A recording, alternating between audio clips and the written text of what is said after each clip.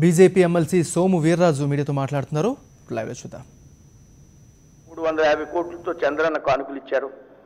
ఇప్పుడు రంజాన్ కూడా అదే విధంగా కానుకలు ఇస్తున్నారు.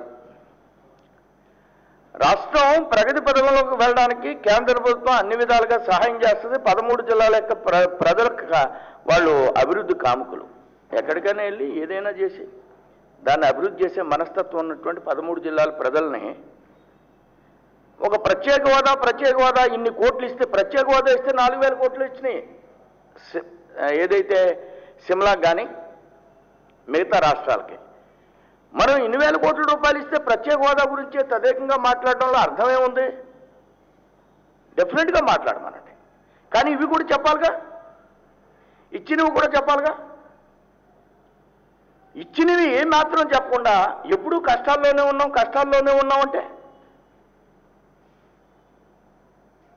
కష్టాల్లో ఉంటే 10,000 కోట్లు ఎలా తీర్చాం? కష్టాల్లో ఉంటే 350 కోట్లు ఎలా తీర్చాం? కష్టాల్లో ఉంటే 1650 కోట్లతో పుష్కరాలు ఎలా చేశాం? చేయాలి. ఇంకా ఆదాయ వనరులు సమీకరించాలి. కానీ ఒకే అంశాన్ని ఎల్లవేళలా ప్రజల్లోకి తీసుకెళ్ళిపోయారు, ప్రజల్లోకి వెళ్ళిపోయారు అంటే దాని అర్థం ఏంటి? ప్రజల్లోకి తీసుకెళ్ళి